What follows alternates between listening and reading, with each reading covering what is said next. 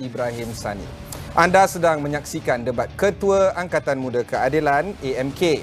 Ini bersempena dengan pemilihan PKR yang akan diadakan bermula 13 hingga 22 Mei ini.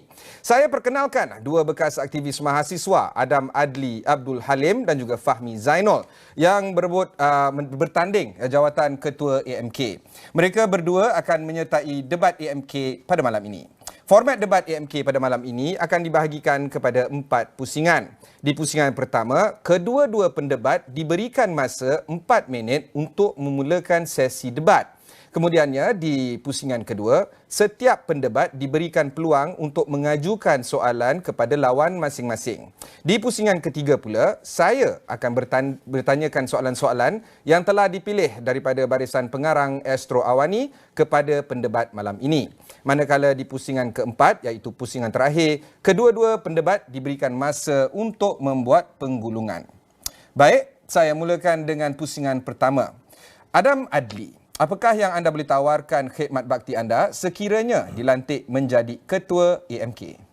Bismillahirrahmanirrahim. Assalamualaikum warahmatullahi taala wabarakatuh. Terima kasih saudara Ibrahim, sahabat saya, saudara Fahmi Zainul. Mari kita patah balik kepada apa yang sedang berlaku dalam negara kita, terutama semenjak 2 tahun ke 3 tahun yang kebelakangan ini. Masyarakat atau rakyat sedang dihimpit dengan pelbagai cabaran daripada segi ekonomi, dari segi sosial, malah dari segi politik sendiri. Pandemik yang melanda seluruh dunia. Kemudian ditambah pula dengan khususnya bencana alam yang meranapkan banyak kehidupan. Hilang pekerjaan, tercicir daripada sekolah. Inilah situasi dan realiti sebenar yang sedang kita hadapi hari ini. Sayangnya dalam masyarakat yang kita panggil sebagai pasca kebenaran, kadang-kadang kita tidak mahu melihat ini sebagai sebuah realiti yang perlu kita hadapi. Dalam keadaan sebeginilah, parti-parti politik yang progresif seperti Parti Keadilan Rakyat perlu hadir sebagai sebuah solusi atau penyelesaian kepada keadaan hari ini. Dan sebagai sebuah angkatan muda keadilan, iaitu sayap pemuda bagi parti yang kita bertanggungjawabkan dalam menyelesaikan masalah rakyat ini, ia harus jadi sebuah sayap yang paling kuat. Harus jadi sebuah sayap yang paling progresif, yang paling berani dan juga yang paling penting mampu untuk mendepani masyarakat daripada desa ke bandar, daripada kota ke kampung. Menawarkan diri sebagai Ketua Angkatan Muda Keadilan bukanlah sebuah usaha untuk mengejar kedudukan ataupun jawatan. Sebaliknya, ia datang dengan tanggungjawab yang sangat besar. Kita menggalas tanggungjawab untuk menzahirkan apa yang kita sebut tadi sebagai tanggungjawab sebuah parti progresif untuk mengeluarkan rakyat daripada kemelut ini. Dan sebab itu saya kira dengan pengalaman yang saya pernah kutip, ya, sebenarnya lebih 10 tahun bergelumang dalam dunia aktivisme politik, baik daripada gerakan mahasiswa sampai ke gerakan sosial, daripada gerakan masyarakat sehinggalah ke gerakan berorganisasi. Pengalaman-pengalaman ini membentuk satu tekad bahawa kita perlukan sebuah wadah politik. Saya memerlukan sebuah wadah politik yang mana ia boleh sampai kepada akar sistem tersebut. Inilah antara tujuan penting saya merasakan bahawa sumbangan ini boleh saya kongsi kepada Parti Keadilan Rakyat dalam perjuangan untuk mengeluarkan rakyat daripada kemelut hari ini. Tentu sekali ia bukanlah sebuah perjalanan yang mudah. Saya datang sebagai pendatang baru. Saudara Fahmi kita panggil sebagai seorang incumbent yang lebih berpengalaman. Tapi pengalaman berada dalam dunia aktivisme ini dan datang pula sebagai seorang pendatang baru sebenarnya adalah satu kelebihan juga. Artinya saya membawa sebuah pandangan, sudut pandang yang lebih segar. Duduk bersama dengan masyarakat, merasai apa yang masyarakat lalui sendiri dan tidak mempunyai, sekurang-kurangnya tidak mempunyai beban-beban politik yang boleh orang kata mencalarkan pandangan dan juga perjuangan yang akan datang. Ini tanggungjawab besar. Bagi saya, ia sebuah amanah dan kepercayaan bukan sahaja buat anggota parti ataupun anggota Angkatan Muda Keadilan, sebaliknya juga buat keseluruhan rakyat Malaysia terutama berhadapan dengan pilihan raya ke-15 yang akan datang. Kita perlu hadir dengan keinsafan dan kita perlu hadir dengan kesedaran bahawa perjuangan dalam pilihan raya ke-15 akan datang adalah perjuangan untuk membawa keluar masyarakat, rakyat dan pengundi ini daripada kemelut berpanjangan yang tidak kunjung sudah sejak 2 tahun yang lalu. Baik. Terima kasih. Saudara Adam telah pun memberikan hujahan pembuka. Kini giliran Saudara Fahmi pula untuk memberi respons dan juga opening statement kepada debat ini. Bismillahirrahmanirrahim. Alhamdulillahirrahmanirrahim. Wassalatu wassalamu ala asyrafil anbiya wa mursalin wa ala alihi wa sahbihi ajmain. Terima kasih saya ucapkan kepada Saudara Ibrahim, pengacara majlis pada hari ini dan juga penganjur pada hari ini. 3 perkara utama teras yang saya akan bawa kepada kawan-kawan EMK termasuklah kawan-kawan anak muda di Malaysia. Pertama adalah berkenaan tentang raih sokongan undi 18 dan juga pengundi yang pertama. 5.8 juta pengundi berumur 18 tahun. Dan kalau kita tengok bahawa peningkatan setiap bulan 50,000 ke 60,000 pengundi anak muda ini sedikit sebanyak memberi ruang kepada saya memberi orang kata satu jalan untuk menawarkan trust kepada EMK kita. Kali ini kawan-kawan dan juga saya akan membawa satu suara akaun B di mana kita mahu pendekatan yang lebih mampan. Kita akan memastikan bahawa golongan-golongan undi 18 ini dididik di mana mereka ni penting dalam sektor partisipasi dalam politik. Tuan-tuan dan puan, kita lihat selain daripada itu perjuangan asas seperti gigs ekonomi, peluang pendidikan yang lebih baik, kebolehpasaran dan juga kos sara hidup golongan muda ni akan disuarakan oleh pasukan saya sendiri. Yang saya buat sepanjang pemilihan ini, saya dan kawan-kawan turun ke seluruh negara melihat, mengambil suara anak-anak muda khususnya dari peringkat EMK itu sendiri. Daripada kutipan suara ini, insya-Allah sekiranya saya menang dalam EMK Malaysia, perkara yang sama juga saya akan buat untuk di peringkat seluruh Malaysia. Mengambil suara dan juga memperjuangkan suara khususnya orang-orang undi 18. Itu yang pertama, tuan. Yang kedua, meningkatkan partisipasi golongan muda khususnya EMK dalam pilihan raya ke-15. Sebagai contoh, perubahan berlaku zaman saudara Nik Nazmi dan juga saudara Akmal Nasir. Sebagai contoh, saya sebagai pengarah pilihan raya EMK Malaysia. Peningkatan jumlah calon EMK itu sendiri meningkat 2 orang daripada 7 kepada 9. Ini nampaknya perubahan berlaku zaman demi zaman. So, di peringkat saya ni memohon agar di peringkat kita ni memberi ruang kepada calon-calon anak muda. Bukan hanya di peringkat kerajaan tempatan maupun peringkat kerajaan negeri, kita mahu mereka letak anak muda, calon anak muda di kursi-kursi yang lebih baik. Saudara-saudari, kalau kita lihat apabila berlakunya undi 18, ia mewujudkan ruang, vacuum, di mana pengaruh rakan sebaya undi 18 ini, saya yakin sedikit sebanyak memberi ruang kepada kawan-kawan EMK kita untuk berada sebagai calon pilihan yang ke-15. Dan yang terakhir, untuk teras yang saya kemukakan adalah berkenaan tentang memantapkan, memperkasakan organisasi EMK itu sendiri. Pertama, dari segi kaderisasi. Saya akan buat proses kaderisasi, menjadikan Negeri Sembilan sebagai port di selatan, menjadikan Selangor sebagai port di utara, di tengah dan juga Pulau Pinang sebagai port yang di utara.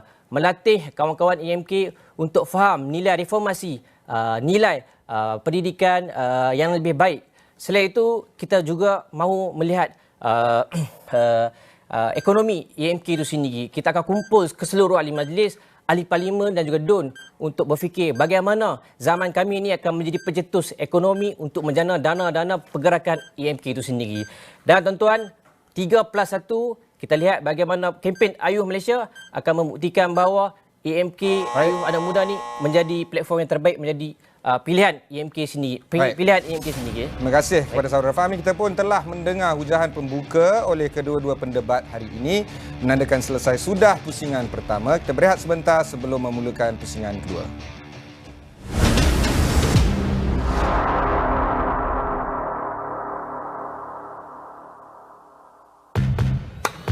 kita menang. Bau badan? Kumanlah puncanya. Gunakan mandian badan Lifebuoy Lemon dan Cool Fresh. Ia memberikan 12 jam kesegaran dan melindungi daripada kuman punca bau badan. Lifebuoy Lemon dan Cool Fresh. Insan yang berjaya juga insan seperti kita. Didorong keazaman demi mencapai cita-cita mereka. Super. Melengkapkan juadah anda. Terima kasih sudi datang beraya. Syukurnya dapat ziarah menziarahi lebaran ini. Apapun, kebersihan rumah haruslah diutamakan untuk keluarga dan tetamu yang datang. Jadi, kita Febris dahulu. Ia boleh menghapuskan bau, kuman sehingga 99.9% dan terbukti menghapuskan virus. Wow, pantas abang. Selamat Hari Raya. Bila semua gembira, lebaran pun semakin bermakna. Ingat, kalau sayang, Febris dahulu. Dapatkan sekarang.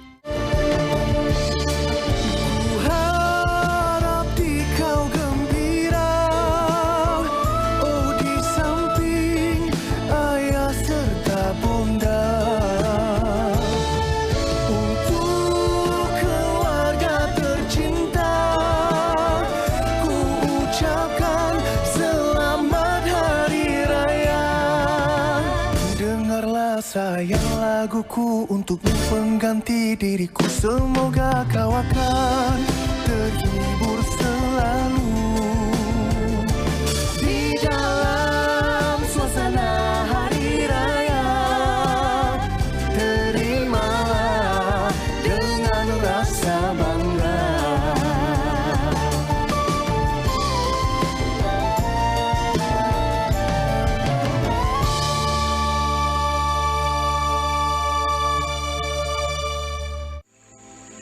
Bagi sesetengah kanak-kanak, perjalanan untuk mendapatkan pendidikan adalah sukar. Mereka perlu membawa beban buku sekolah melalui permukaan muka bumi mencabar yang jauh setiap hari. Ayo, sertai dan bantu mereka melalui Walk for Education 28 Mei ini di Taman Wetland Putrajaya. Daftar sekarang. Bersama, kita memperkasakan pendidikan.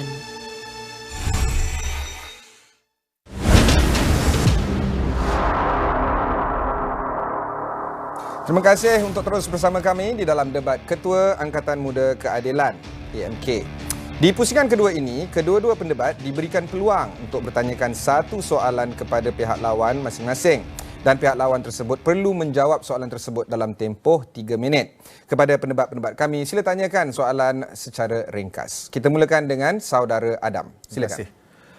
Saudara Fahmi, sebagai pengarah pilihan raya Angkatan Muda Keadilan, bagaimana saudara melihat strategi terbaik bagi kita untuk pulih daripada terutama kegagalan dalam beberapa siri pilihan raya negeri yang pernah kita hadapi sebelum ini menjelang pilihan raya ke-15 akan datang? Terima kasih. Terima kasih kepada saudara Adam. Mungkin saya rasa soalan tu saya anggap sebagai tak sesuai lah kepada saya, insyaAllah. Sebab mungkin selepas pemilihan ni mungkin saya tak jadi pengarah pilihan raya mungkin. Saya hanya menjadi ketua AMK. Tapi tak apa, saya akan menjawab soalan tu. Tuan-tuan dan perempuan, kita lihat siri-siri pilihan raya lepas. Sebenarnya parti kita ni bergerak dalam satu susuk tubuh yang besar. Di bawahnya adalah wanita dan juga pemuda. Sebagai pengarah pilihan raya AMK Malaysia ini, saya ada juga sedikit pandangan bagaimana strategi untuk kita memastikan untuk diguna pakai dalam pilihan yang ke-15 ini. Pengalaman dalam PRN yang keempat PRN tu, kita memberi ataupun mendapat arahan juga mendapat matlamat daripada pusat untuk bergerak dan juga ianya terlalu limitasi untuk saya bergerak sendiri ataupun melangkaui perkara-perkara tersebut. Bagi saya pandangan pertama, strategi yang pertama adalah kita perlu mengambil langkah iaitu yakini rakyat, di mana saya lihat sekarang ini menuju pilihan yang ke-15, kelesuan dalam politik khususnya anak muda ini makin membesar. Dan kita perlu mengenepiskan sentimen orang muda dan juga orang luar, di mana orang politik ini adalah tak boleh pakai. So disebabkan itulah kami pasukan Ayuh Anak Muda dan juga Ayuh Malaysia melancarkan kempen Ayuh Malaysia. Kita bergerak sejajar dengan kempen Timbalan Presiden, iaitu kita telah melancarkan platform Ayuh Malaysia yang menawarkan 5 teras. Bila 5 teras ini sedikit sebanyak mengajak lebih ramai kelompok-kelompok orang sukarelawan yang bukan non-partisan berada untuk dalam kempen perubahan ini. Kalau kita tengok, sepanjang pilihan raya ini hanya kita menumpukan kepada anggota parti saja. Tetapi kempen Ayuh Malaysia ini telah mengajak ke semua rakyat Malaysia untuk membantu perubahan. Kalaulah orang luar mengatakan bahawa ahli politik tak boleh pakai, ahli politik ni tak boleh buat perubahan. Tetapi dengan mengajak mereka ni memberi pengajaran bahawa perubahan itu bukanlah perkara yang mudah, tetapi ia melibatkan proses yang besar. That's why lah, disebabkan itulah kempen Ayuh Malaysia dengan 5 teras tersebut menjadi strategi utama. Khususnya pasukan Ayuh anak muda ni bersama dengan pasukan Ayuh Malaysia bagi memenangi hati orang luar, khususnya pengundi atas pagar dalam memilih Pakatan Harapan. Itu yang pertama. Yang kedua, saya lihat strategi sangat penting. Di mana setiap pilihan raya lepas, gelombang itu sangat penting. Bagaimana isu 1NDB, bagaimana isu NFC itu menumbangkan beberapa negeri, khususnya Barisan Nasional. Lihat isu 1NDB ini. Begitu kita perlu mengatur strategi yang baik, khususnya di peringkat anak muda, untuk memastikan gelombang itu wujud di setiap pilihan raya yang akhirnya memberi mandat kepada Pakatan Harapan pemerintah negara kita. Sekian. Terima kasih. Baik, kini giliran saudara Fahmi pula untuk bertanyakan soalan kepada saudara Adam. Okey, saudara Adam, terima kasih soalan yang tadi. Saya lihat bagaimana saudara Adam mempunyai pendirian terhadap konsep kemah besar. Baik. Saya lihat sebelum-sebelum ini saudara Adam bergerak sendiri. Tetapi untuk kali ini, beliau bersama dengan calon timbalan Presiden Datuk Seri Saifuddin Nasution. Kalau lihat, Datuk Seri Saifuddin Nasution memberi kenyataan terbuka, iaitu mampu. Pendekkan soalan. Mampu kerjasama dengan Bersatu, saudara Azmi. Pendekkan soalan, saudara Fahmi. Apakah pendirian saudara Adam terhadap konsep kemah besar ni? Silakan. Yang pertama, konsep kemah besar ni adalah konsep yang diwujudkan bukan oleh kita pun. Ini diwujudkan oleh mungkin dalam perbincangan-perbincangan sebelum ini. Yang kedua, kemah besar ni bukan soalan yang sebenarnya ditujukan kepada saya. Tapi sebaliknya, kita perlu dibincangkan dalam mesyuarat-mesyuarat parti. Ini adalah pendirian yang akan ditetapkan oleh parti. Cuma saya melihat kemah besar, kemah kecil, garapan bersama dan sebagainya, adanya hanyalah strategi politik. Yang paling penting adalah pendirian dan prinsip-prinsip yang dibawa oleh wadah politik yang dianggotai oleh kita. Terutama dalam menjelang pilihan raya ke-15 kali ini, kita tahu bahawa ada trauma panjang berkait dengan kerjasama-kerjasama politik sebelum ini yang mengakibatkan banyak berlakunya pengkhianatan yang seterusnya bukan sekadar merugikan parti, sebaliknya juga yang paling penting merugikan rakyat sendiri. Namun begitu, ada juga pendekatan-pendekatan lain yang wujud dalam kancah politik kita, dalam lanskap politik kita, yang ke mana kita tidak boleh pandang tepi. Saya percaya bahawa yang pertama, sebarang perbincangan haruslah datang dengan mandat. Sebarang strategi haruslah datang dengan mandat. Maka penting untuk perkara ini kita sebagai anggota parti terutama sekali tidak perlu kita pacakkan seolah-olah orang ini mewakili satu kiblat yang lain, orang ini mewakili satu kiblat lain. Ini merugikan proses pemilihan yang saya kira sebagai medan untuk kita memperkemaskan organisasi. Walau bagaimana sekalipun, bagi saya setiap kali kita membincangkan soal kerjasama politik dengan pihak lain, harus kita ingat dalam negara ini sejarahnya adalah setiap gabungan politik adalah gabungan politik yang pernah dianggotai oleh parti-parti politik yang berbeza. Dinamiknya sentiasa berubah dan kita sebagai sebuah parti politik yang merangkul semua orang. Parti Keadilan ini adalah satu-satunya parti politik kontemporari yang merupakan parti gabungan, iaitu Parti Keadilan Nasional dan juga Parti Rakyat. Maka ini bukanlah satu strategi ataupun satu pendekatan yang terlalu asing bagi kita.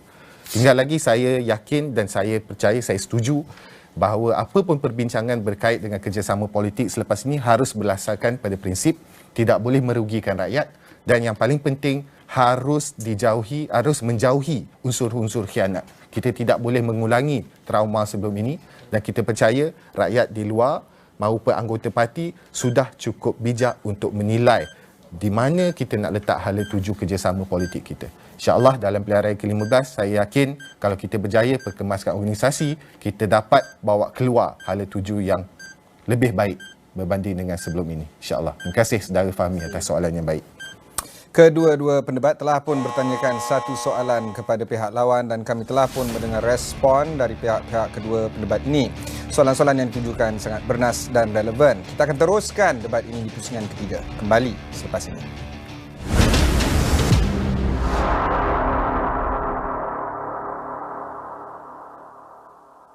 Clearman 3 dalam 1 baharu memberi 3 kali kuasa, pembersihan hebat untuk seluruh badan, penyegaran rambut, bebas kelemomor dan pelembapan badan.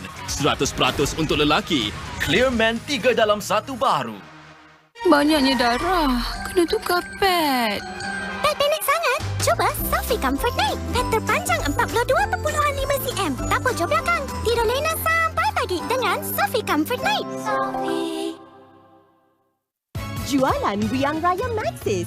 Bawa pulang peranti idaman baharu hanya RM50 sebulan dengan Maxis Home Fiber hari ini.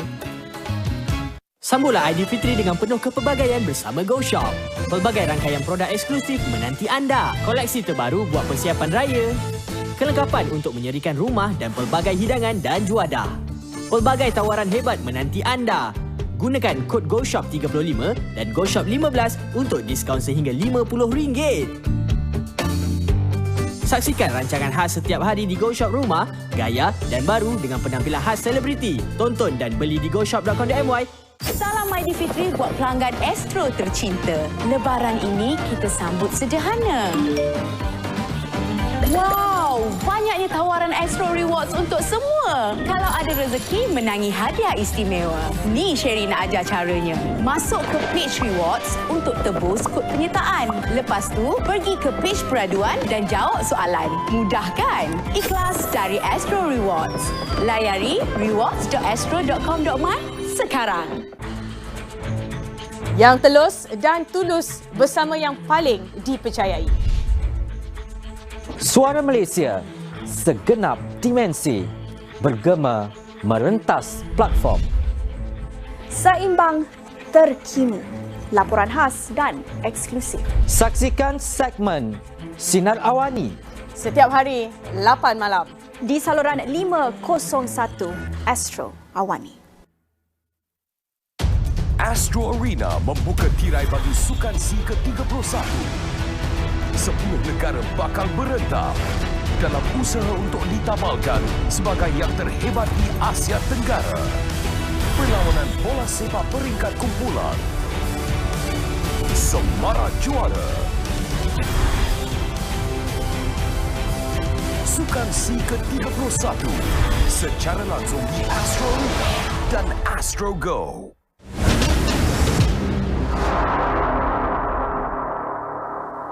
Anda sedang menyaksikan debat Ketua Angkatan Muda Keadilan AMK di antara dua calon bagi bertanding merebut jawatan AMK Ketua AMK ataupun Ketua Angkatan Muda Keadilan, iaitu Adam Adli dan juga Fahmi Zainul. Di pusingan ketiga ini, saya akan bertanyakan beberapa soalan yang telah dipilih oleh pengarang Astro Awani. Pendebat perlu menjawab soalan dalam tempoh 3 minit bagi setiap soalan. Kita mulakan dengan soalan pertama. Perjuangan sebelum ini, aktivis pelajar berkempen untuk memperjuangkan hak dan kebebasan. Sejauh manakah perjuangan tersebut berjaya menghasilkan perubahan? Saudara Adam, mungkin boleh mula dahulu? Baik, terima kasih. Yang pertama saya tarik balik kepada antara kempen pertama yang pernah saya libatkan diri, antaranya iaitu kempen pemansuhan Akta Universiti dan Kolej Universiti. Apa hasilnya? Pada 2012 kita dapat pindaan kali pertama yang membenarkan pelajar untuk menganggotai parti politik. Kemudian beberapa pindaan seterusnya terus dilakukan terhadap Akta Universiti dan Kolej Universiti yang akhirnya membenarkan seperti yang kita dapat lihat hari ini, partisipasi penuh bagi golongan pelajar dalam parti politik, termasuk bagi tujuan menjawat jawatan penting dan juga aktiviti politik di dalam kampus.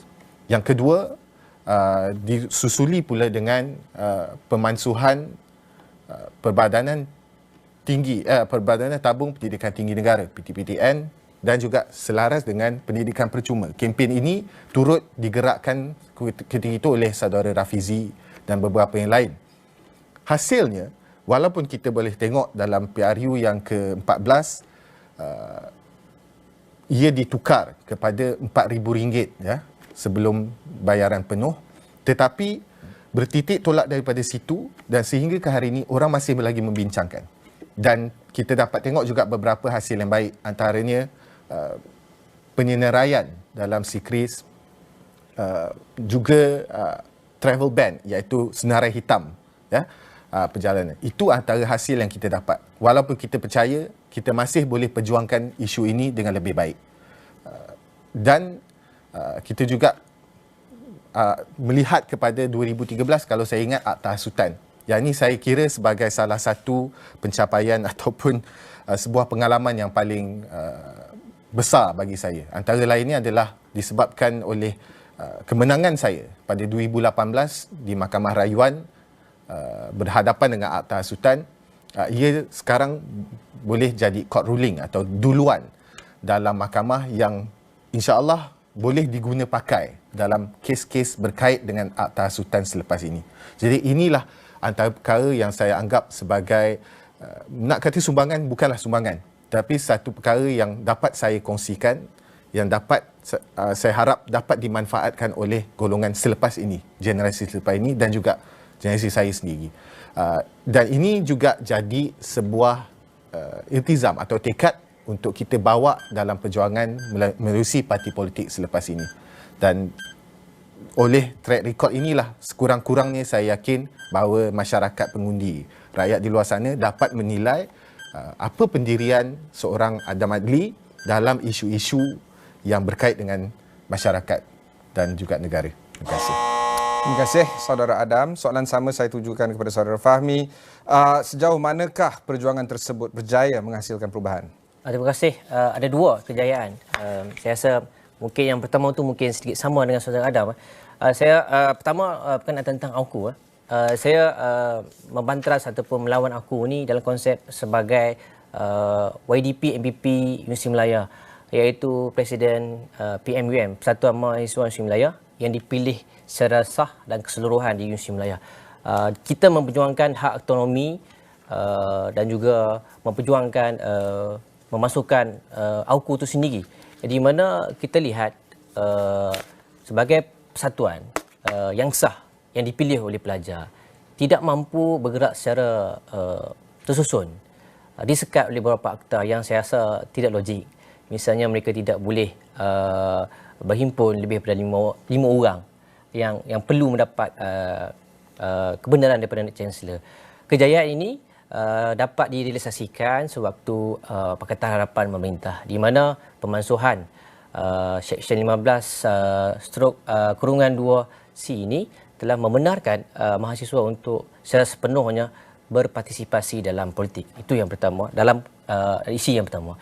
Yang kedua, saya gembira pada hari ini apabila Persatuan Mahasiswa Universiti Melaya yang diperjuangkan oleh saya bersifat autonomi, memberi kuasa kepada mereka sebagaimana dulu pada zaman 1970-an yang dulu telah berjaya sedikit sebanyak pada waktu sekarang ini. Kalau dulu saya memohon agar persatuan ini yang dipilih oleh pelajar secara sah untuk diberikan satu kuasa yang besar memimpin dari segi ekonomi, dari segi hak untuk membuat keputusan. Akhirnya tercapai, saudara. Kita lihat bagaimana sekarang ni PMUM diberikan hak kuasa untuk menguruskan perumahan-perumahan pelajar di universiti. Mereka menguruskan kewangan sendiri. Kalau zaman saya dulu tak boleh.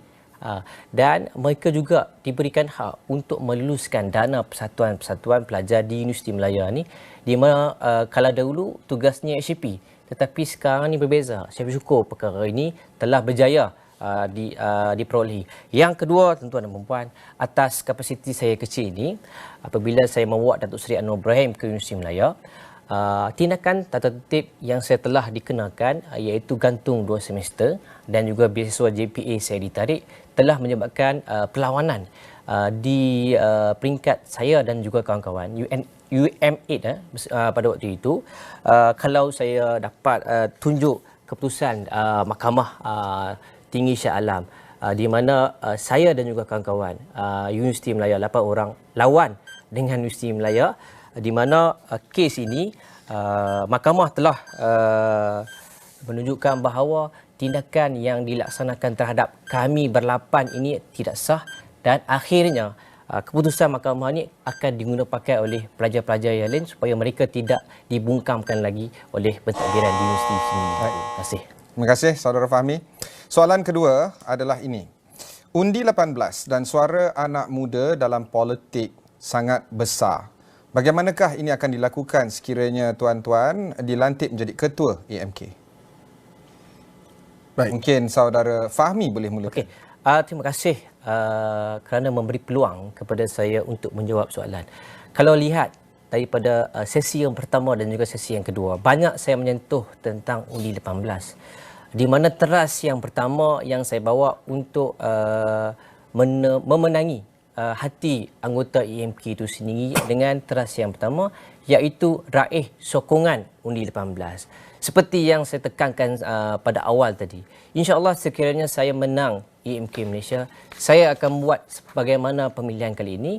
Kita akan buat roadshow, kita akan kumpul suara anak muda, khususnya orang-orang muda yang berumur 18 tahun ni, mengambil isu-isunya bukan sekadar di peringkat segmentasi mahasiswa dan juga mahasiswa golongan yang berakademik saja, tetapi kita melihat juga golongan-golongan yang kebanyakan majoritinya tidak masuk ke universiti. Kadang-kadang saya yakin parti politik ni meminggirkan kelompok-kelompok yang majoriti ini, tetapi insya-Allah saya akan pusing ke seluruh negara untuk dapatkan suara mereka dan mengangkat suara mereka. Sebagai contoh, sekiranya saya dapat amanah dan juga amanat ini, antara perkara yang saya boleh buat untuk memenangi undi 18 ini, insya-Allah saya akan bekerjasama dengan Kerajaan Negeri Pakatan Harapan, iaitu Negeri Sembilan, Pulau Pinang dan juga Negeri Selangor, di mana kita cuba buat satu program, iaitu program Perintis Masa Depan. Selepas selepas pelajar-pelajar melanjutkan SPM,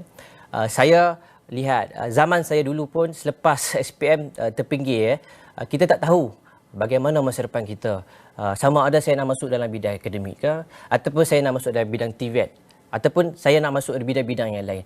Saya tidak hala tuju. InsyaAllah saya yakin perkara ini sangat penting untuk membawa golongan muda ni untuk memacu masa depan. Berkemungkinan kita akan bekerjasama dengan kerajaan negeri ini melakukan program Perintis Masa Depan, iaitu mengumpulkan keseluruhan alumni yang berjaya sama ada dalam bidang akademik maupun bukan bidang akademik menjadi mentor kepada pelajar-pelajar lepas SPM ini untuk memacu masa depan mereka.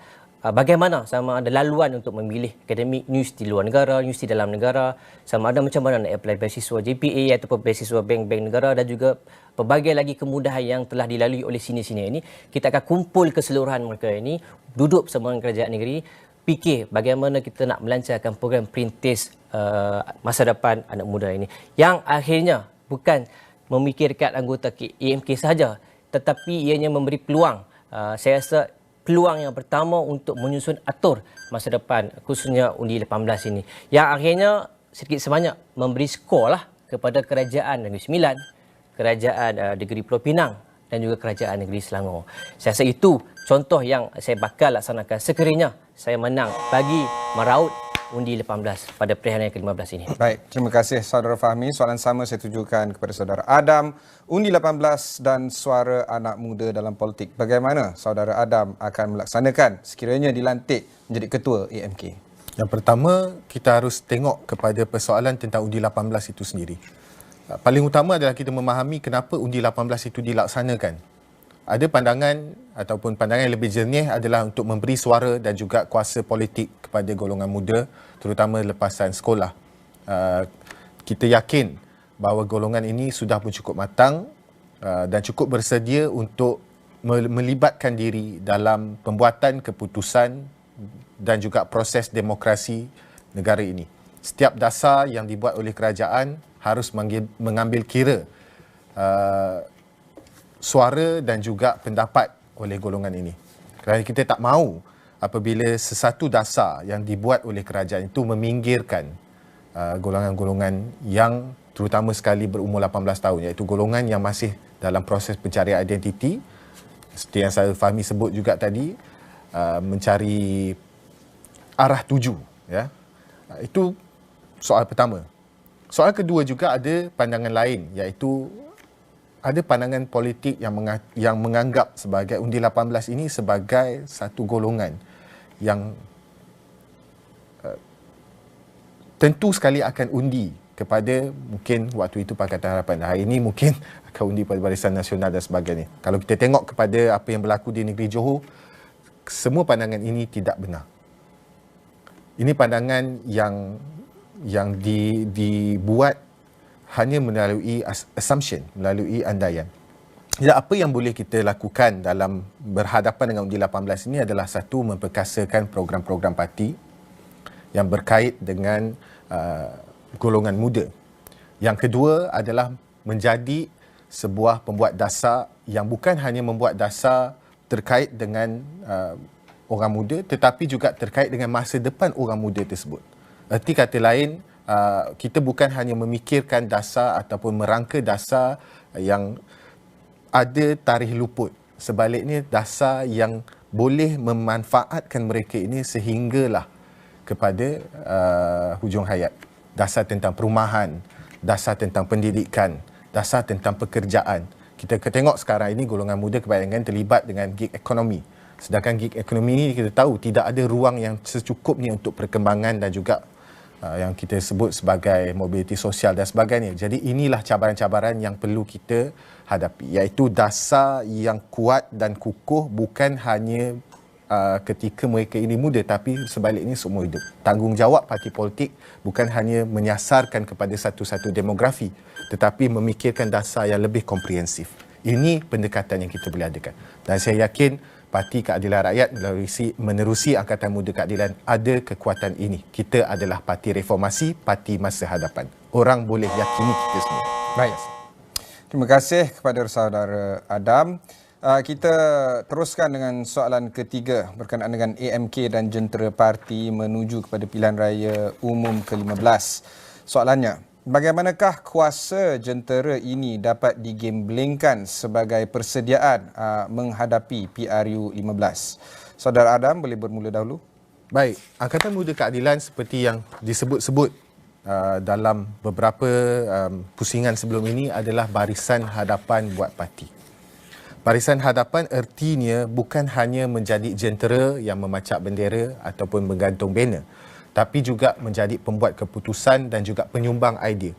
Jadi inilah wajah Angkatan Muda Keadilan, iaitu yang pacak bendera pun kami, yang buat keputusan untuk parti pun kami.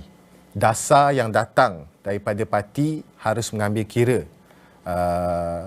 pandangan-pandangan daripada Angkatan Muda Keadilan. Menuju dalam pilihan raya, Angkatan Muda Keadilan bakal jadi jentera yang paling kuat. Ada strategi-strategi yang sebelum ini kita pernah uji. Misalnya di pilihan raya negeri Melaka dan juga beberapa pilihan raya lain. Semua ujian-ujian ini kita ambil kutip pengalaman-pengalaman ini dan kita rumuskan satu strategi yang lebih baik. Bagi saya, Angkatan Muda Keadilan perlu berada di setiap tempat yang mana kita bertanding. Harus jadi jentera yang paling kuat. Kita tidak boleh hanya menumpukan pada satu-satu kawasan. Misalnya kalau kita ada 30 orang atau 40 orang calon daripada Angkatan Muda Keadilan yang bertanding dalam pilihan raya, maka kita hanya tumpukan kepada 30-40 calon ini. Ini adalah pendekatan yang tidak memberi banyak manfaat kepada parti. Kita harus wujud dan kuat di semua tempat. Adakan jaringan, bukan sahaja dengan dalam kalangan anggota parti, tetapi juga adakan jaringan semula dengan masyarakat sivil, dengan kumpulan-kumpulan masyarakat, dengan persatuan-persatuan penduduk dan sebagainya.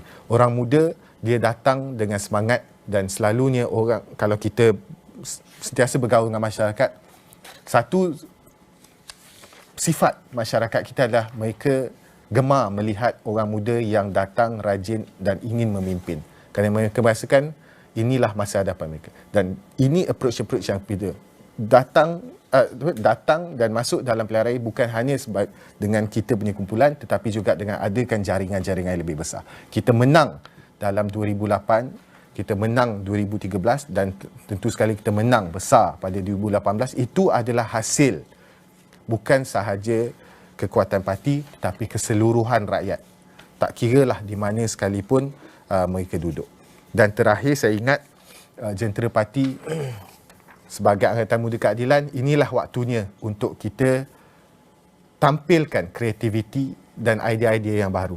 Kita boleh tampilkan visual-visual yang lebih menarik, boleh tampilkan naratif-naratif yang lebih segar. Bagaimana kita mengawal media sosial yang menjadi medan paling besar hari ini, ya, penggunaan di Malaysia antara yang paling tinggi dalam dunia. Inilah approach ataupun pendekatan yang kita boleh ambil sebagai Angkatan Muda Keadilan sebagai jentera. Terima kasih Saudara Adam. Soalan sama saya tujukan kepada Saudara Fahmi. Bagaimanakah kuasa jentera parti dapat digemblengkan sebagai persediaan menghadapi PRU 15 andai kata dilantik menjadi ketua AMK?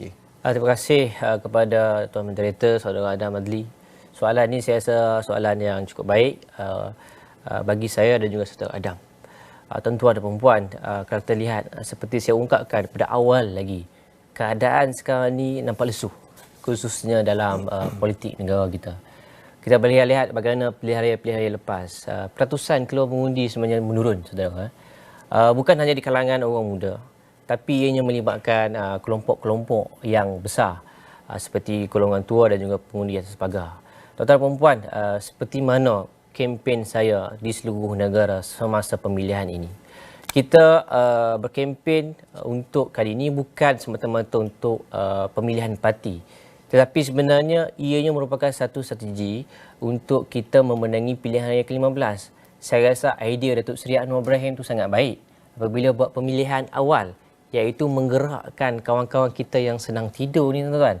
So maknanya Presiden kita ni orang yang bijak lah. Kadang-kadang orang kata kenapa nak buat sebelum awal ni kan, sebelum pilihan raya.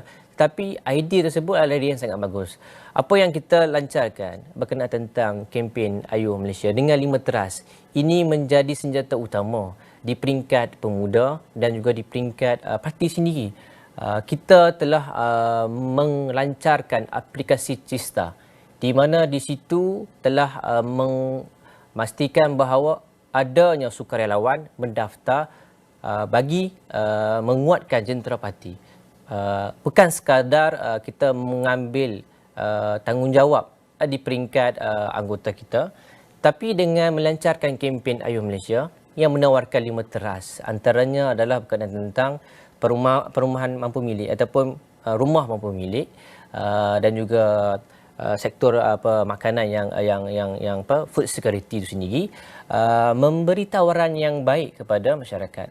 Selain memberi tawaran yang baik 5 teras itu, Ayuh Malaysia dan juga Ayuh Anak Muda ini menawarkan platform kepada non-partisan untuk bekerjasama dengan keadilan, sama-sama untuk memenangkan dalam pilihan raya ke-15.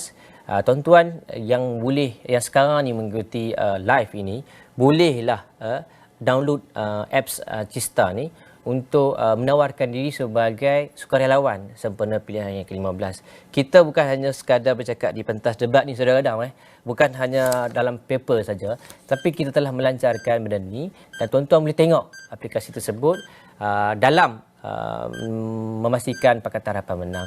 Dan yang kedua tentang strategi yang baik. Macam sebut saya tadi, strategi yang tepat perlu kena pada masanya dan akhirnya gelombang itu akan sampai dan kita akan menang dalam pilihan raya yang seterusnya, sama ada pilihan raya ke-15 ataupun pilihan raya ke-16. Terima kasih. Terima kasih Saudara Fahmi. Terima kasih kepada kedua-dua pendebat. Selesai sudah pusingan ketiga, kita berehat sebentar.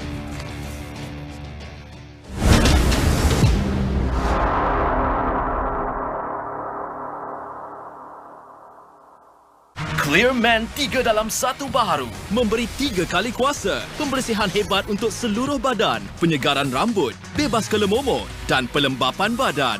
100% untuk lelaki. Clearman 3 dalam 1 baharu. Insan yang berjaya juga insan seperti kita. Didorong ke azaman demi mencapai cita-cita mereka. Super melengkapkan juadah anda.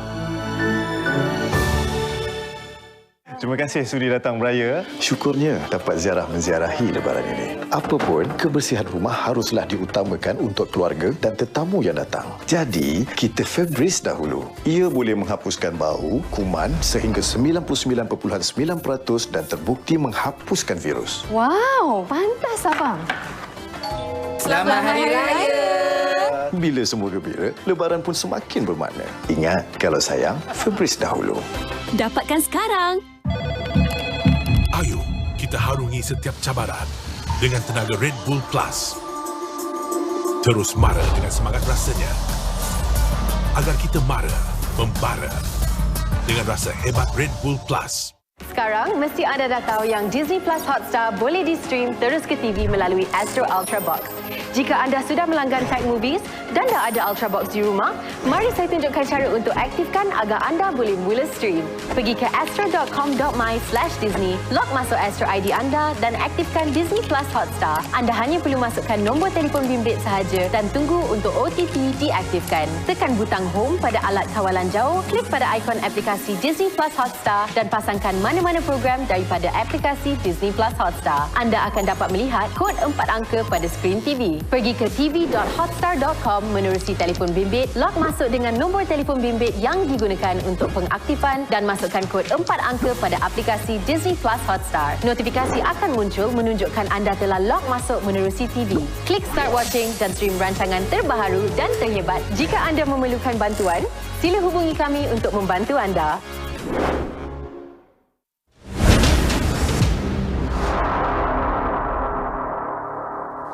Kita teruskan dengan debat Ketua Angkatan Muda Keadilan. Setelah hampir 1 jam berdebat, kini kita memasuki pusingan keempat, iaitu pusingan terakhir. Dan kami berikan peluang kepada pendebat-pendebat hari ini untuk memberikan ucapan penggulungan masing-masing. Kita mulakan dengan saudara Adam untuk memberikan hujahan penggulungan. Baik, terima kasih saudara Ibrahim. Dan saya ucapkan terima kasih sebenarnya kepada Astro Awani atas peluang yang menampilkan kami berdua berdebat di hadapan kaca televisyen dan boleh ditonton oleh masyarakat awam. Saya anggap ini sebagai sebuah peluang untuk masyarakat menilai apakah yang sedang ditampil dan juga ditawarkan oleh Parti Keadilan Rakyat, terutama sekali pemimpin-pemimpin pelapisnya. Saya menganggap ini sebagai sebuah peluang juga bagi Parti Keadilan Rakyat untuk kita tonjolkan idea-idea dan juga tunjukkan hujah-hujah yang bakal menghiasi pilihan raya ke-15 akan datang. Izinkan saya untuk cakap juga kepada anggota parti yang turut menonton debat malam ini. Antara lainnya adalah seperti yang semua orang dapat lihat, pasukan yang dibawa oleh saya kita namakan sebagai seangkatan.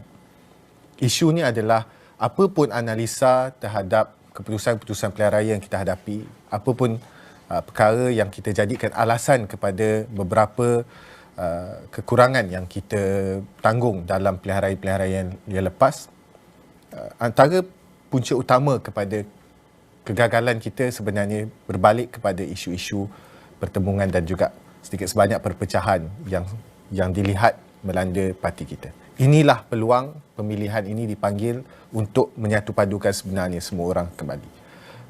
Orang kata biduk lalu kiambang bertaut. Dalam proses pemilihan inilah masing-masing dapat berjumpa, berbincang, berunding dan sebagainya. Inilah proses, healing proses yang perlu dilalui oleh Parti Keadilan Rakyat. Jika masyarakat ingin melihat pemilihan parti ini, jika ada masyarakat yang bertanya kenapa pilihan parti ini dipanggil menjelang pilihan raya ke-15, ketahuilah seperti yang disebut oleh saudara Fahmi, inilah proses menyembuhkan parti. Dan saya ingat ini adalah proses terakhir. Perjalanan panjang yang kita hadapi sejak 2018 dan juga 2020. Dan inilah keputusannya. Sehari Angkatan Muda Keadilan yang dibawa oleh saya, yang dinamakan oleh seangkatan itu, tujuannya adalah untuk menyatupadukan semua orang. Menggarap semua kekuatan anggota Parti Keadilan yang bernaung di bawah Angkatan Muda Keadilan. Ada pelbagai rencam, ada pelbagai warna, ada pelbagai golongan. Ada pelbagai reputasi yang dipertaruhkan, ada pelbagai nama yang dipertaruhkan. Tetapi yang paling penting, bukan semata-mata tumpuan kepada pemilihan ini tetapi juga selepas pemilihan. Siapa pun menang, usaha yang digerakkan sepanjang pemilihan ini harus jadi saksi kepada usaha selepas pemilihan, iaitu menyatupadukan kembali parti ini. Jika sayap Angkatan Muda Keadilan kuat, maka Parti Keadilan juga akan kuat.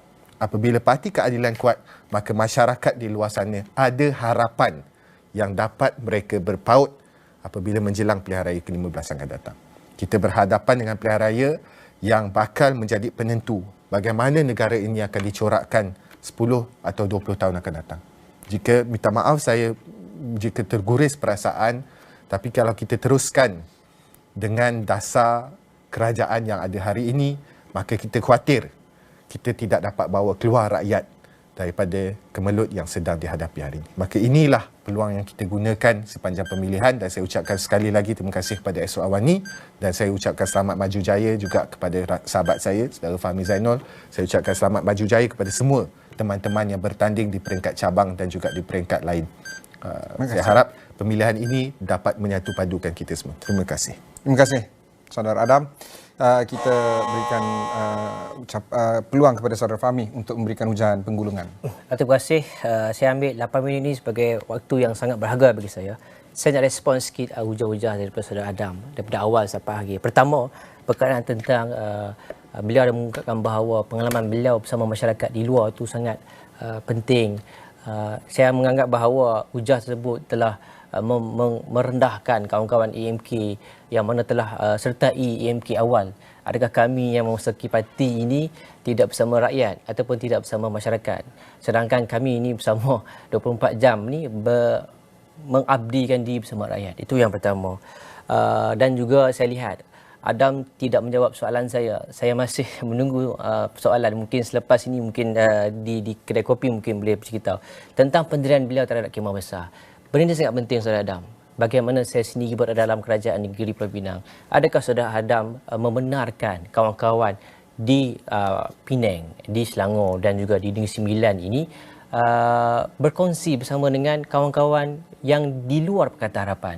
Adakah Saudara Adam memahami perasaan bagaimana kerajaan Selangor, bagaimana kerajaan di Negeri Sembilan, bagaimana kerajaan di Pulau Pinang susah payah kita mempertahankan kerajaan yang tidak ada Khemah Besar, dan beliau, saya beranggapan bahawa Saudara Adam ni setuju terhadap konsep Khemah Besar tu yang membenarkan tiga negeri ini bekerjasama dengan parti-parti yang lain. Tuan-tuan dan puan-puan, berbaki lagi 2 minit ini, saya menyimpulkan bahawa untuk saat dan ketika ini saya ingin menjadikan EMK ini sebagai pemuda Al-Kahfi. Kita lihat bagaimana ibrah daripada pemuda Al-Kahfi ini. Mereka berada di zaman yang sangat teruk pada waktu itu. Zaman yang tidak memungkinkan mereka ini berada dengan masyarakat. Zaman jahiliah dengan pelbagai pemerintah yang sangat kejam.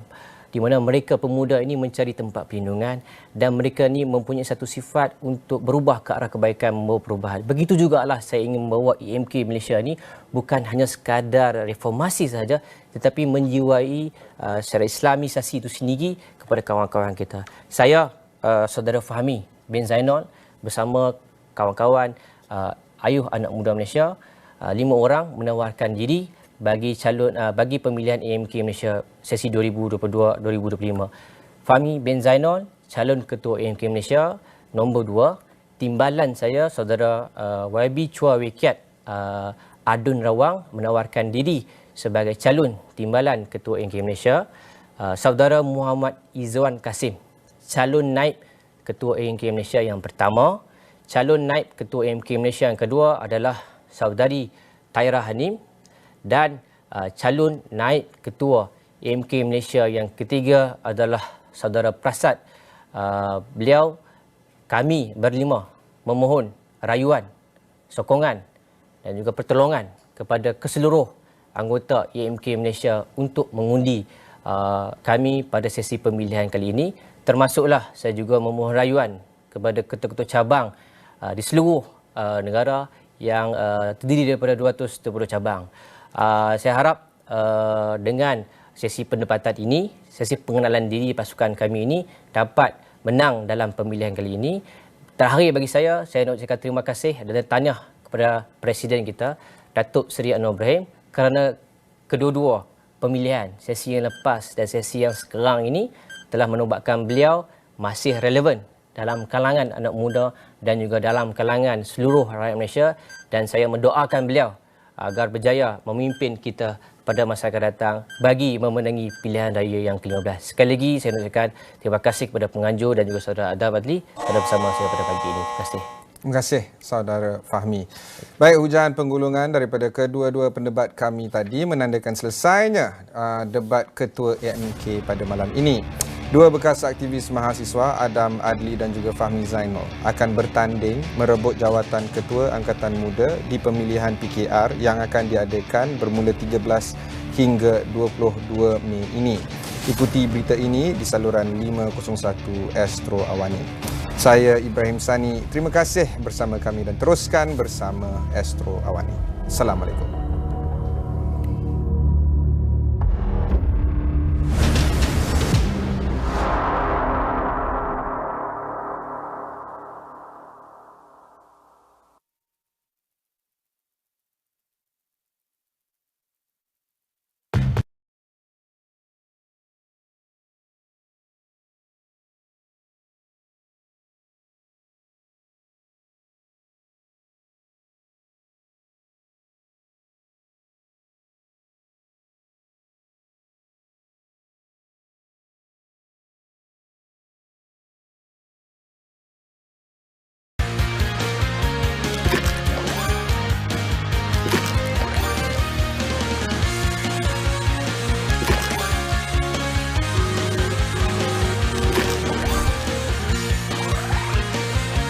Melindungi anda dan seisi keluarga dalam ruang tertutup.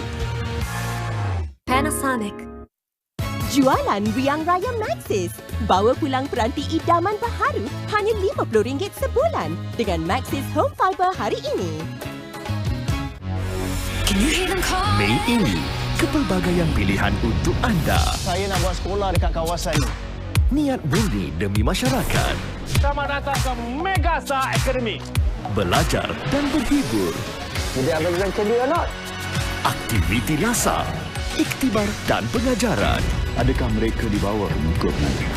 Misteri penuh keseronokan. Inspirasi untuk anda. Astro Arena membuka tirai bagi Sukan C ke-31. 10 negara bakal berentak dalam usaha untuk ditamalkan sebagai yang terhebat di Asia Tenggara. Perlawanan bola sepak peringkat kumpulan. Semara juara. Sukan C ke-31 secara langsung di Astro Arena dan Astro Go. Aidilfitri tahun ini. PDRM menganggarkan 2 juta kenderaan dijangka menggunakan beberapa lebuh raya seluruh negara menjelang Aidilfitri. Bertimbang rasalah musim perayaan ini. Masuk ke lebuh raya seawal sebelum pukul 9 pagi. Pastikan kita berwaspada. Masyarakat disarankan supaya terus mematuhi SOP asas ketika merayakan Hari Lebaran. Untuk menjaga diri kita tanggungjawab.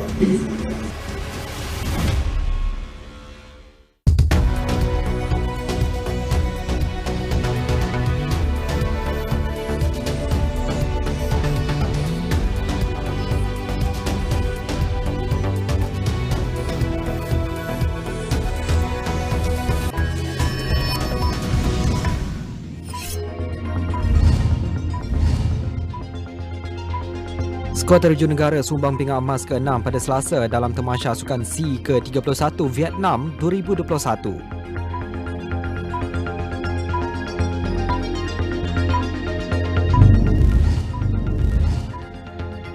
Suruhanjaya Penerbangan Malaysia MAFCOM mengarahkan syarikat penerbangan untuk menyerahkan semua data berhubung gangguan jadual penerbangan sepanjang tempoh perayaan dari 29 April hingga 9 Mei lalu.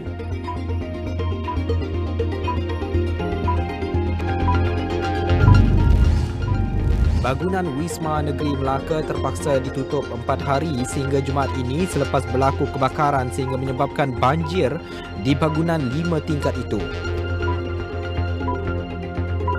Laporan penuh di saluran 01 dan astroawani.com.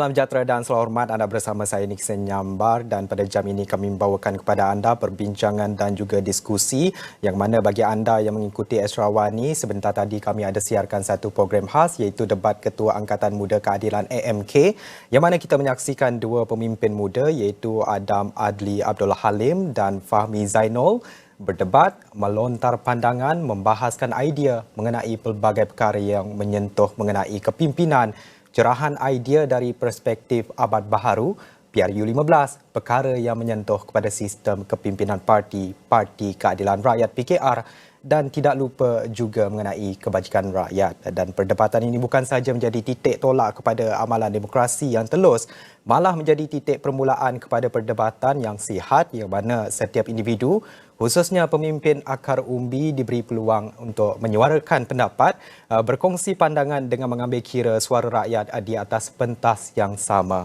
Dan untuk makluman, dua pemimpin dengan latar belakang berbeza ini sedang menggarap peluang untuk merebut kerusi Ketua Angkatan Muda Keadilan AMK PKR yang mana untuk berbincang pada jam ini, kita bersama dengan Exco Majlis Belia Malaysia MBM iaitu Fauzi Fazil yang menerusi panggilan ketika ini sudi bersama kita pada jam ini untuk kita berdiskusi, berbincang dengan lebih lanjut berkenaan debat yang dianjurkan sebentar tadi. Ini merupakan satu tanda permulaan kepada pelbagai debat yang diperkatakan semenjak ini, terutama yang dinantikan debat perdana antara figura politik utama negara iaitu Datuk Seri Anwar Ibrahim dan juga Datuk Seri Najib Tun Razak pada 12 Mei ini. Dan mengambil kira perkara ini, apa pandangan Tuan berkenaan dengan kualiti debat yang ditonjolkan dua pemimpin muda ini sebentar tadi? Apa yang boleh dicontohi dan digarapkan untuk sesi perdebatan yang mana kita tahu kita menjangkakan ada dua lagi debat utama yang kita nantikan dalam masa beberapa hari ini, Tuan? Ya, baik, terima kasih Astro Awani atas peluang yang diberi ini. Yang pertamanya, saya menonton debat tadi dengan penuh sabar dan saya mengharapkan suasana lebih hangat. Cuma malam ni saya tengok sedikit sejuk, kecuali di bahagian perpulungan tu ada sedikit suasana lebih hangat lah. Perbahasan lebih hangat dibawa oleh saudara Fahmi Zainul. Kalau kita tengok daripada kualiti kedua pendebat tadi, saya tengok ketenangan lebih kepada saudara Adam Adli lah dalam dia berhadapan dengan penonton dan juga menyampaikan hujah. Tapi fakta saya nampak lebih kuat berada bersama saudara Fahmi Zainul, di mana kita dapat lihat beberapa perancangan yang beliau bawa untuk mengemudi AMK itu bukan hanya setakat retorik berdasarkan dasar-dasar yang terlampau di awangan, tapi beliau datang dengan perancangan-perancangan program yang kita nampak jelas, seperti nak merangkul undi 18, nak buat roadshow. Saya nampak jelas ke mana nak bawa arah AMK itu. Dan kita melihat kepada perkara itu, bagaimana realistiknya harapan mereka? Adakah segala perancangan ini doable dan dapat diterap terhadap kepimpinan parti dan dilaksanakan seterusnya mencapai matlamat untuk memastikan kebajikan rakyat itu terus terjaga, Tuan? Apa pandangan Tuan? Saya nampak perancangan ini bawa terutamanya dalam menggerakkan jentera Parti Keadilan itu. Kedua pihak mencadangkan kerjasama melangkaui Parti Keadilan itu sendiri, di mana saudara Fahmi Zainul mencadangkan kerjasama dengan sukarelawan di luar parti, manakala saudara Adam Adli mencadangkan kerjasama dengan NGO-NGO di luar parti. Kedua-duanya setuju, saya nampak, atas dasar itu untuk bergerak melangkaui jentera yang ada dalam parti ataupun Pakatan Harapan itu.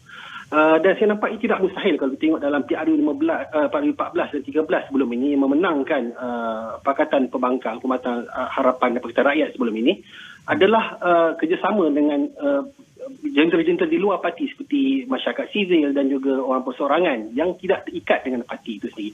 Dia dapat dilakukan bagi saya jika disusun dengan baiklah dan kerjanya dimulakan daripada sekarang.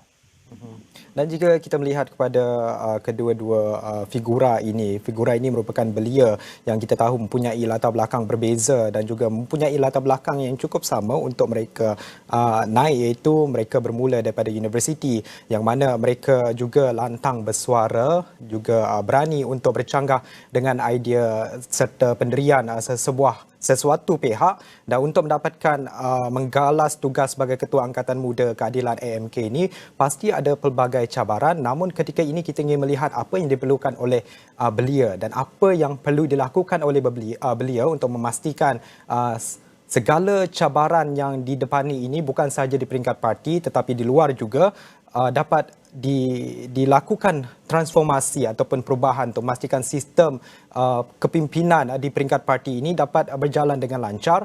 Apa pandangan Tuan? Untuk menjalankan sesuatu idea kita boleh lontarkan. Dalam pertubuhan belia kita boleh ada idea yang dikatakan bombastik, tapi pelaksanaan itu satu perkara yang lain, di mana melaksanakan idea kita bukan hanya bergantung kepada kekuatan diri kita, tapi kita memerlukan kekuatan organisasi kita, merangkul rakan-rakan, kekuatan kepakaran rakan-rakan yang lain. Di sini saya tengok kelebihan ada kepada saudara Fahmi Zainul kerana beliau telah berada dalam MK lebih lama. Dan beliau mempunyai hubungan yang baik dengan kerajaan Pulau Pinang. Saya tak pasti dengan kerajaan negeri Selangor dan juga Negeri Sembilan. Tapi di Pulau Pinang, beliau difahamkan sebagai ahli majlis. Beliau faham sistem organisasi sebuah kerajaan itu. Saya nampak jika nak menzahirkan idea-idea yang ada kepada kedua-dua calon ketua MK ini, dokongan daripada parti masing-masing, parti itu keadilan dan juga kerajaan negeri itu perlu. Dan di sini saya tengok mungkin saudara Fahmi ada sedikit kelebihan di situ, memandangkan hubungan beliau telah terbina lama di dalam MK dan juga dengan kerajaan negeri.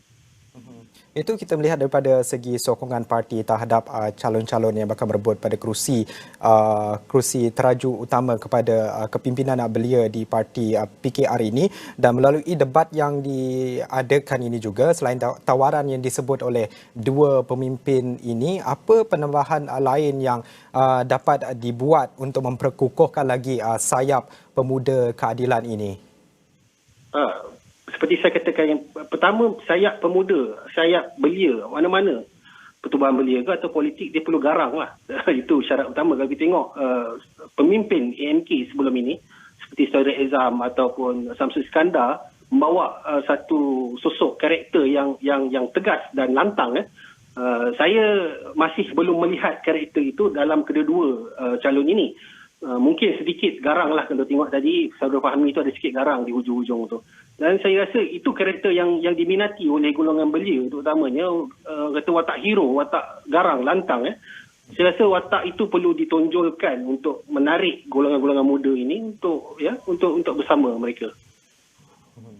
Dan dua pemimpin muda ini sudah ada latar belakang yang berani bersuara, yang mana kalau kita teliti nama Adam Adli dan juga Fahmi Zainul ini dalam aktivisme politik, khususnya dalam beberapa penglibatan, boleh dikatakan beberapa siri kontroversi berlaku, yang mana nama mereka dua juga pernah diangkat sebelum ini, dan bagaimana langkah mereka yang lantang bersuara ini seiring dengan suara anak muda yang semakin ketika ini kita lihat semakin berani untuk melontarkan pandangan, memberi komen dan juga kritisisme di laman sosial dan berpendirian tegas mengkritik kepimpinan yang mungkin kita lihat masih lagi berada di takuk yang lama mengenai sesuatu perkara, tapi bagaimana sikap ini boleh membentuk sistem pentadbiran negara yang kita ada ketika ini, Tuan?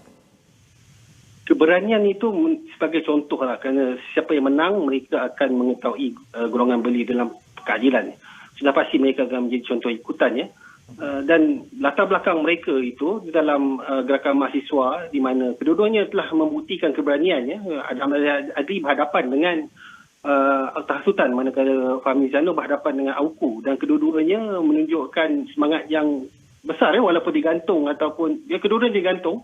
Adam Adli hampir dibuang universiti dan Adam Adli hampir dibuang universiti dan keduanya tidak berundur. Keberanian itu ada. Di situ saya tengok keberanian itu perlu ditonjolkan dengan kelantangan lah daripada susuk tubuh dan karakter itu. Ya, perbuatan satu perkara yang kita boleh lihat dan melalui fakta laporan, tapi ialah dia perlu ditunjukkan melalui karakter juga. Dan ini juga boleh dikatakan sebagai salah satu cara ataupun strategi yang bakal mencorak kepimpinan parti PKR itu sendiri. Khasnya kita ingin bercakap mengenai satu pemilihan penting, iaitu menjelang PRU ke-15. Bagaimana jangkaan Tuan berkenaan suara anak muda dalam hari penting itu nanti? Adakah gelora suara anak muda ini lagi kuat dan dapat dirasai sehingga memberikan impak yang besar berbanding PRU sebelum ini. Apa yang boleh Tuan katakan mengenai isu ini, Tuan? Saya rasa gelombang suara anak muda untuk didengari oleh golongan dewasa itu insya-Allah akan bermula dari sini, kerana Keadilan sebagai parti pertama dalam pemilihan ini mengangkat suara ketua MK-nya untuk diperdebatkan secara umum. Saya pasti ini satu cabaran kepada parti-parti yang lain untuk mengangkat juga suara ketua-ketua pemuda mereka. Dan saya rasa kita lihat bagaimana perkembangannya selepas ini. Saya difahamkan parti-parti lain yang lebih besar seperti UMNO ni akan ada pemilihan dalam tahun ini, mungkin hujung tahun. Saya rasa trend ini akan menjadi satu cabaran yang kita tengok adakah disambut, dan kita harap disambutlah dan menjadi satu budaya baru dalam negara kita, di mana suara anak muda ini bukan hanya didengari dalam kepompong mereka saja, tapi boleh didengari melangkaui masyarakat. Tuan Fauzi, kalau boleh saya katakan di sini dalam menerusi debat itu tadi, dua pemimpin ini juga pastinya ada menyentuh mengenai undi 18 yang telah pun dilaksanakan oleh kerajaan. Kita melihat kepada ini, kita kembangkan apa pendekatan yang boleh diambil oleh kepimpinan muda dalam memberi kesedaran khasnya kepada belia dalam mendidik mereka mengenaan dengan undi 18 yang sudah pun dilaksanakan ini, untuk memastikan mereka tahu bagaimana prosesnya dilaksanakan, untuk memastikan mereka bersedia untuk mengundi pada PRU ke-15 nanti. Kerana ini merupakan satu permulaan yang mana undi 18 akan dilakukan dalam satu kempen pilihan raya yang besar yang melibatkan seluruh negara. Bagaimana mereka dapat membuat kesedaran dalam memastikan anak muda ini terdidik dan juga bersedia untuk mengundi, Tuan? Baik. Sudah pasti kalau kita cakap mengenai pengundi 18 tahun ini, tak banyak yang boleh dilakukan secara direct kerana 18 tahun ini masih dalam kerangka persekolahan. So, program-program advokasi di luar waktu persekolahan adalah satu cara terbaik untuk memberi kesedaran kepada golongan belia-belia tersebut. Hanya kalau kita lihat parti politik, saya pasti sama ada di pihak pembangkang atau kerajaan, kedua-duanya mahu kesedaran dalam golongan belia supaya dapat bersama mereka. Tapi tak mungkin saya kata di sini parti politik, sayap parti politik belia, mana-mana parti politik dapat melakukannya sendirian. Oleh itu kita kena ada satu kerjasama antara parti politik dan juga pertubuhan belia yang kita ada di Malaysia ini. Sebab kekuatan kedua-dua, ada aktivis yang tidak minat untuk menyertai parti politik tapi berada dalam pertubuhan belia yang mempunyai modul-modul advokasi yang boleh disampaikan kepada belia, di mana parti-parti politik tak payah fikir dah modul-modul ni. Mereka hanya boleh buat program bersama.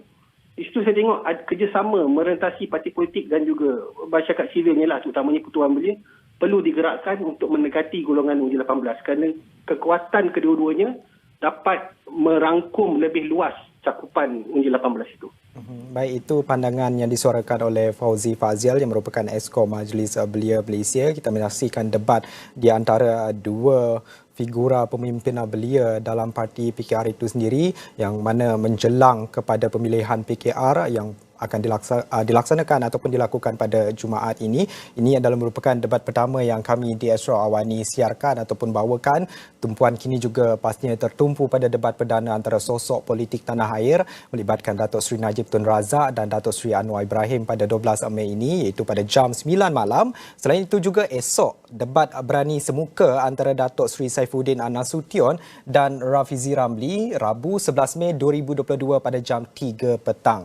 Pastinya hujah-hujah mereka ini amat dinanti dan akan mendapat liputan meluas sekaligus menghimpunkan pandangan ramai berkenaan dengan debat-debat yang akan dilakukan pada dalam minggu ini. Kami di Astro Awani pasti akan pancarkan kepada anda di saluran 501 astroawani.com dan juga aplikasi Live TV Astro Awani. Teruskan bersama kami. Sekian saja masa ataupun perbincangan dan diskusi kita pada jam ini. Kita akan teruskan dengan program-program lain di Astro Awani.